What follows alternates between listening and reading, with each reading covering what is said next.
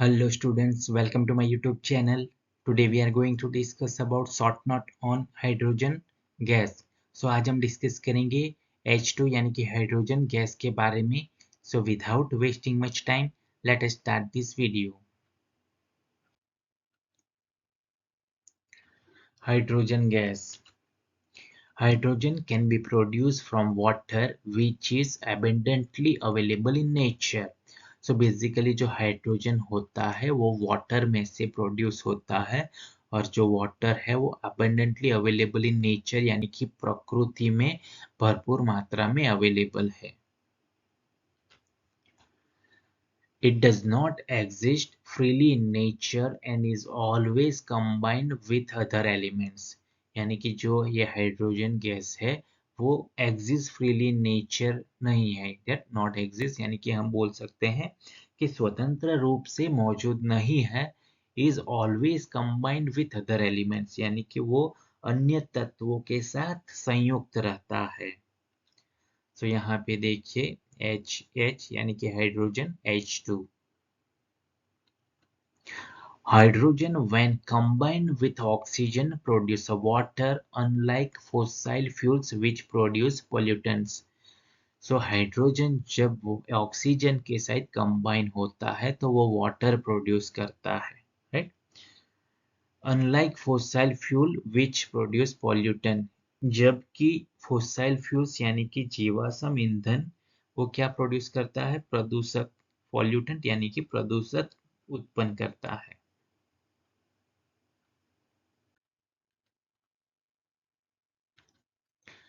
Hydrogen is a clean burning fuel with emission level lower than fossil fuels. यानी कि जो hydrogen है वो क्लीन बर्निंग फ्यूल यानी कि जो ईंधन है वो क्लीन बर्निंग यानी कि हम बोल सकते हैं कि एक स्वच्छ ईंधन है with emission level lower than fossil fuel. और उसका जो इमिशन लेवल है यानी कि उत्सर्जन उसका जो स्तर है वो जो फॉसिल फ्यूल यानी कि जीवाश्म ईंधन की तुलना में बहुत कम है. तो सिंपल आपको याद रखना है, हाइड्रोजन क्लीन बर्निंग फ्यूल है यानी कि स्वच्छ बर्निंग फ्यूल है और उसका जो इमिशन लेवल है वो जो फॉसिल फ्यूल यानी कि जीवाश्म ईंधन है उसके कंपेयर में बहुत कम है. तो यहाँ पे देखिए, यहाँ पे हमने हाइड्रोजन का इस्तेमाल किया है.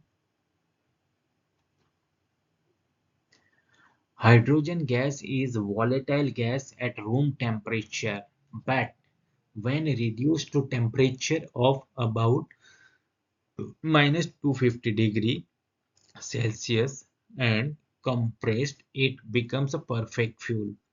यानी कि ऐसा कहा जाता है कि हाइड्रोजन जो गैस है वो रूम टेम्परेचर पे यानी कि कमरे का तापमान पे वह वॉलेटाइल गैस है यानी कि अस्थिर गैस है, लेकिन उसको हमने -250 डिग्री सेल्सियस के तापमान तक कम कर दिया यानी कि उसका तापमान रिड्यूस कर दिया, तभी वो क्या हो जाएगा, वो परफेक्ट फ्यूल यानी कि आदर्श ईंधन बन जाती है.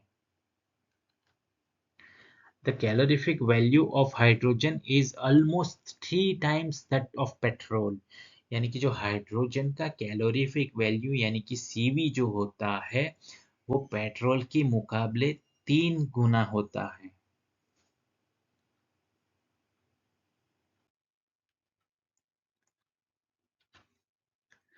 Hydrogen can be produced by 3 important methods like electrolysis of water, catalytic steam reforming of natural gas and partial oxidation of heavy oil. यानी कि हाइड्रोजन जो है इन 3 इम्पोर्टेंट मेथड यानी कि 3 महत्वपूर्ण तरीकों से प्रोड्यूस किया जाता है, जिसमें एक आता है इलेक्ट्रोलाइसिस ऑफ वाटर यानी कि वाटर का अपघटन करना, right, and catalytic steam reforming of natural gas and partial oxidation of heavy oil यानी कि भारी तेल का पार्शियल यानी कि आंशिक ऑक्सीकरण करना, राइट. तो इन 3 मेथड के थ्रू हम हाइड्रोजन को प्रोड्यूस कर सकते हैं, लेकिन ज़्यादातर यहाँ पे इलेक्ट्रोलाइसिस ऑफ वाटर का इस्तेमाल होता है हाइड्रोजन प्रोड्यूस करने के लिए.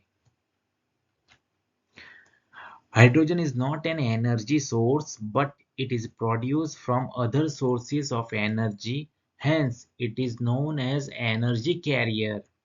So हाइड्रोजन है वो एक ऊर्जा का स्रोत नहीं है, but it produce from other sources of energy, लेकिन यह ऊर्जा के अन्य स्रोतों से उत्पन्न होता है। Hence it is known as energy carrier, इसीलिए उसको ऊर्जा का वाहक के रूप में जाना जाता है।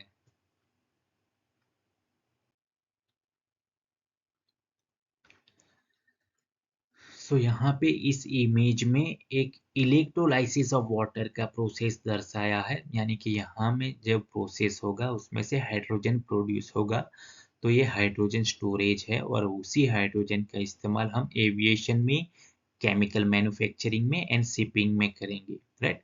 तो यहाँ पे देखिए, यहाँ पे सन है और ये सोलर प्लेट है। तो यहाँ पे सन का इस्तेमाल करके हम इलेक्ट्रिसिटी प्रोड्यूस करेंगे, जिसको हम रिन्यूएबल इलेक्ट्रिसिटी का बोलेंगे। उसी तरह से ये जो दिख रहा है उसको हम विंड मिल बोलेंगे, जो कि क्या है, with the help of wind यहाँ पे क्या होगा, ये रोटेट होगा और इसमें से इलेक्ट्रिसिटी जनरेट होगी। सो बेसिकली इन दोनों में से जो इलेक्ट्रिसिटी जनरेट होता है, उसी इलेक्ट्रिसिटी का यूज करके हम यहाँ पे हाइड्रोजन प्रोड्यूस करेंगे। तो ये जो कंटेनर दिख रहा है उसको हम इलेक्ट्रोलाइजर बोलेंगे। तो उसमें बेसिकली क्या होता है, यहाँ पे वाटर फिलअप है और यहाँ पे इस तरह के दो इलेक्ट्रोड रखे गए हैं, राइट। तो जब भी यहाँ से इलेक्ट्रिसिटी जो प्रोड्यूस हुआ रिन्यूएबल एनर्जी में से, वो इलेक्ट्रिसिटी को इसमें पास किया जाता है, इसको ही इलेक्ट्रोलाइसिस प्रोसेस कहते हैं। तो इसमें क्या होगा, विद्युत ऊर्जा का इस्तेमाल करके हम जो पानी है यानी कि वाटर है, उसके अणुओं को हाइड्रोजन और ऑक्सीजन में विभाजित करेंगे। तो उसी प्रक्रिया को इलेक्ट्रोलाइसिस प्रोसेस कहते हैं। तो इसमें दो इलेक्ट्रोड है, ये देखिए, ये फर्स्ट वन यानी सेकंड वन, दो इलेक्ट्रोड है। जो एक होगा वो एनोड है और एक होगा वो कैथोड है। तो उसको पानी से भरे एक सेल में यानी कि इलेक्ट्रोलाइजर में रखा जाता है, यानी कि डुबाया जाता है। उसके बाद उसमें से विद्युत यानी कि बिजली गुजारी जाती है, पास की जाती है। तभी क्या होता है, जो वाटर है उसका अणु जो होता है वो टूट जाता है और हाइड्रोजन जो गैस है वो यहाँ पे कैथोड पे जमा होती है एंड जो ऑक्सीजन जो गैस है वो यहाँ पे एनोड पे जमा होती है। तो सिंपल आपको याद रखना है, ये इलेक्ट्रोलाइसिस ऑफ वाटर का प्रोसेस है, जिसके अंदर दो इलेक्ट्रोड रखा गया है। हाइड्रोजन गैस यहाँ कहाँ पे जमा होगी, कैथोड इलेक्ट्रोड पे, एंड ऑक्सीजन गैस है वो एनोड पे जमा होगी। उसके बाद हम जो हाइड्रोजन है उसका इस्तेमाल करके फर्दर हमें जहाँ पे उसका यूज करना है एज अ फ्यूल, वहां पे हम उसे ले जाएंगे।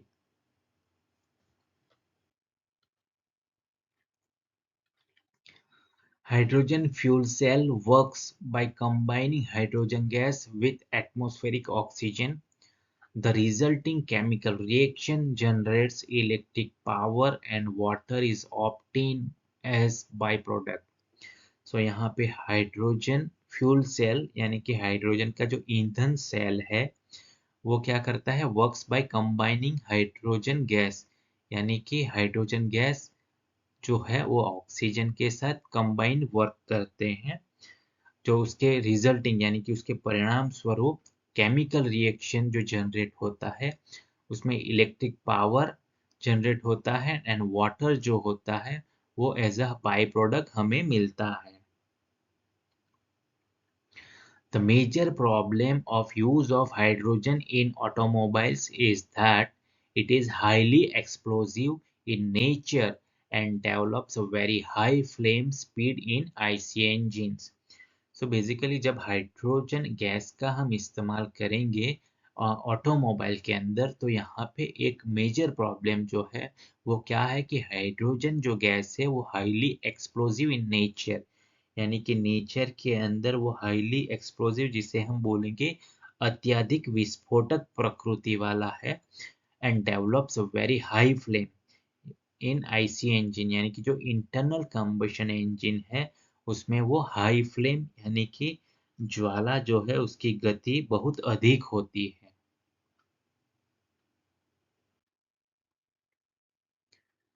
Thank you for watching. Like, comment, share and subscribe to my channel.